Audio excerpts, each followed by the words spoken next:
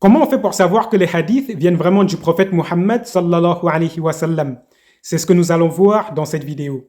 Prenons par exemple ce hadith qui dit Qala Rasulullahi sallallahu alayhi wa sallam Man qala fil Qur'ani bi ghayri ilmi falyatabawwa maq'adahu minan nar.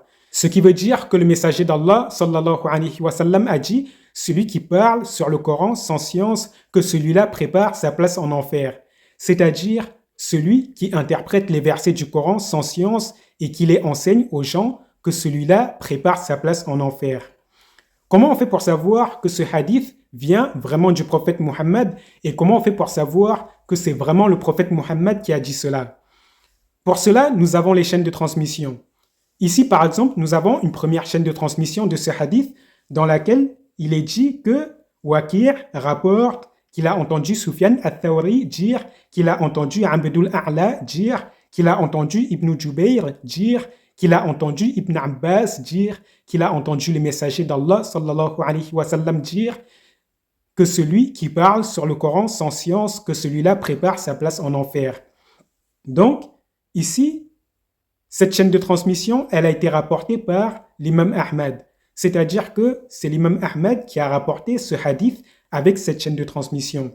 Donc là déjà, avec cette chaîne de transmission, vous voyez comment le hadith, il est passé du prophète Muhammad jusqu'à l'imam Ahmad, alors que l'imam Ahmad est né plus de 100 ans après la mort du prophète Muhammad. Et quelqu'un, un petit malin, pourrait venir et dire « Oui, mais peut-être que Waqi' a menti et qu'il a inventé une fausse chaîne de transmission pour faire croire que le prophète a dit ça alors que le prophète n'a pas dit ça. » Et pour cela, nous avons ici une deuxième chaîne de transmission qui dit que Mu'ammal rapporte qu'il a entendu Sufyan al-Thawri dire, qu'il a entendu Abdul A'la dire, qu'il a entendu Ibn Jubayr dire, qu'il a entendu Ibn Abbas dire, qu'il a entendu le messager d'Allah sallallahu alayhi wa sallam dire que celui qui parle sur le Coran sans science, que celui-là prépare sa place en enfer. Donc ici, nous avons deux rapporteurs différents qui sont Waqi' et Mu'ammal.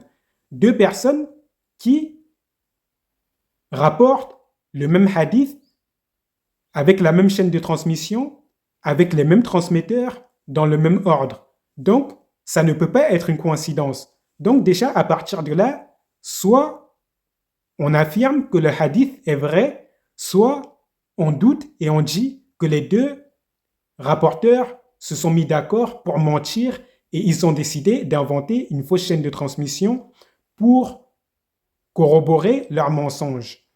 Donc là, il n'y a plus que deux solutions parce que c'est impossible que deux personnes différentes rapportent la même chose avec la même chaîne de transmission, avec les mêmes personnes dans la chaîne de transmission, avec les transmetteurs qui sont dans la chaîne de transmission dans le même ordre. C'est impossible et surtout à la fin avec un hadith avec les mêmes paroles.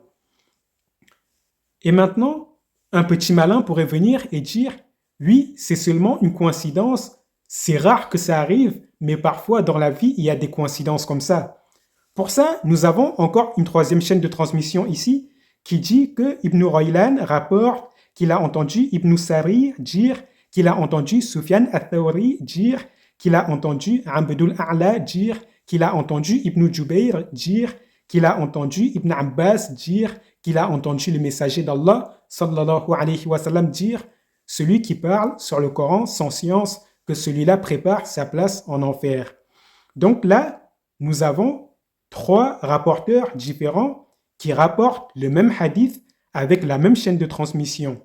Donc déjà, à partir de là, on ne peut plus dire que c'est le hasard, donc on est obligé de croire que Ibn Abbas a vraiment dit ça. Et je vais vous donner un exemple pour que vous compreniez. C'est comme si vous vous levez un matin et vous décidez d'aller à la boulangerie pour acheter du pain. Et vous trouvez que la boulangerie elle est fermée. Et en rentrant chez vous, vous croisez votre voisine et votre voisine vous dit qu'elle a entendu le boucher dire que le boulanger lui a dit qu'il n'avait plus de farine et que c'est pour ça qu'il a fermé. Et dans la journée, pendant que vous vous promenez, vous croisez un autre de vos voisins dire qu'il a entendu l'épicier dire, qu'il a entendu le boulanger dire qu'il a fermé parce qu'il n'avait plus de farine. Et dans la journée, vous continuez à vous promener et là, vous croisez les pompiers et les pompiers vous disent qu'ils ont entendu les boueurs dire que le boulanger est fermé parce qu'il n'avait plus de farine. Donc là, vous êtes obligé de croire que le boulanger a vraiment dit qu'il a fermé parce qu'il n'avait plus de farine, parce que si vous ne croyez pas, ça veut dire que vous accusez tous ces gens qui vous ont dit, qui vous ont rapporté que le boulanger a fermé parce qu'il n'avait plus de farine, vous les traitez tous de menteurs.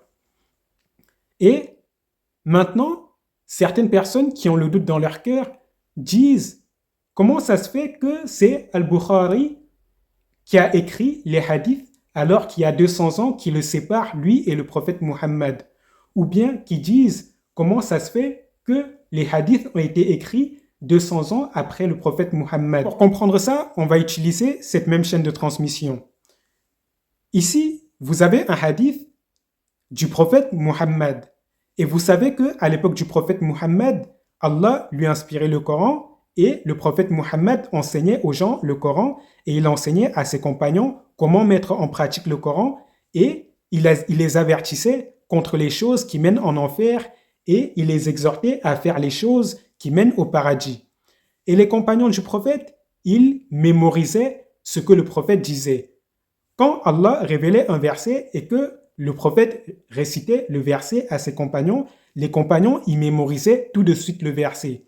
De la même manière que quand le prophète expliquait à ses compagnons comment mettre en pratique ce verset, les compagnons, ils mémorisaient ce que le prophète leur disait et ils faisaient comme le prophète le leur avait dit. Et parmi ses compagnons, qui étaient les élèves du prophète, il y avait Ibn Abbas. Et quand le prophète Muhammad sallallahu alayhi wa sallam est mort, les gens se sont tournés vers ses compagnons pour apprendre leur religion, pour apprendre ce que le prophète leur avait enseigné. Et donc, ils se sont tournés vers Ibn Abbas, qui était un des élèves du prophète Muhammad. Et Ibn Abbas leur a dit ce qu'il a entendu du prophète Muhammad. Par exemple, ici, il leur a dit qu'il a entendu le prophète dire que celui qui parle sur le Coran sans science, que celui-là prépare sa place en enfer. Et les élèves de Ibn Abbas ont mémorisé ce hadith. Et parmi les élèves de Ibn Abbas, il y avait Ibn Jubayr. Et lorsque Ibn Abbas est mort, les gens se sont tournés vers les élèves de Ibn Abbas pour apprendre la religion. Et donc, ils se sont tournés vers Ibn Jubayr. Et Ibn Jubayr leur a dit ce qu'il avait entendu de Ibn Abbas, qui lui-même l'avait entendu du prophète. Et les élèves de Ibn Jubayr ont mémorisé ça. Et parmi les élèves de Ibn Jubayr, il y avait Abdul A'la. Et quand Ibn Jubayr est mort, les gens se sont tournés vers Abdul A'la pour apprendre la religion. Et Abdul A'la leur a transmis ce qu'il avait entendu de Ibn Jubayr, qui lui-même avait entendu de Ibn Abbas, qui lui-même avait entendu du prophète Muhammad.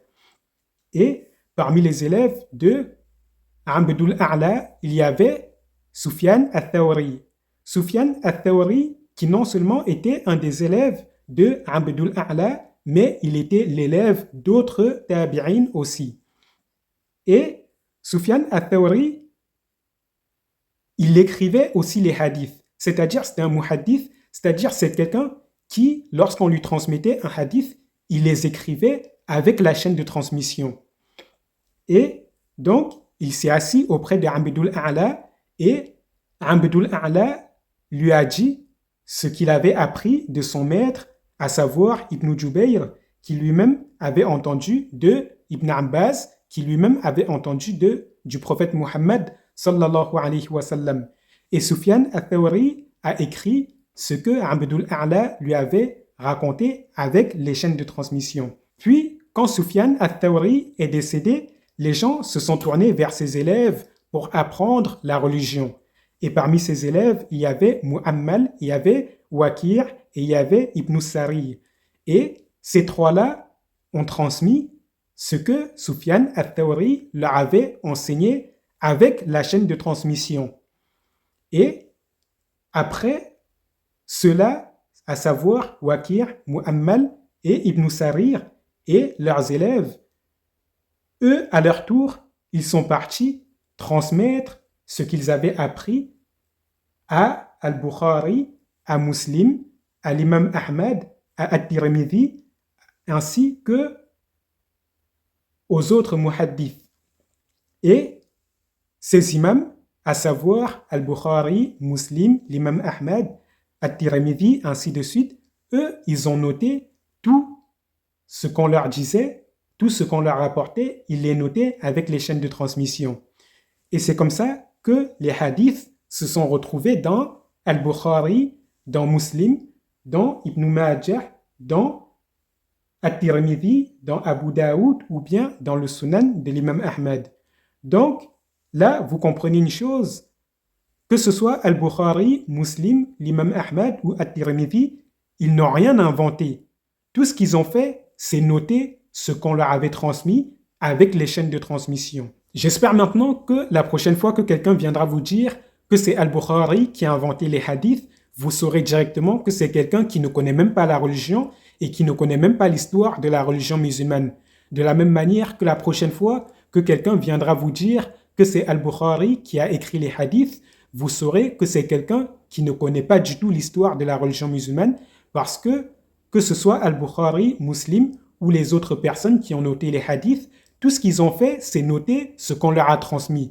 C'est pour cela qu'on dit qu'ils ont recueilli des hadiths et c'est pour cela qu'on appelle leurs livres des recueils de hadiths parce qu'ils ont pris les hadiths qui avaient été transmis et écrits avant eux, ils ont pris tout ça, ils les ont écrits tous dans un seul livre afin que les hadiths ne soient plus éparpillés.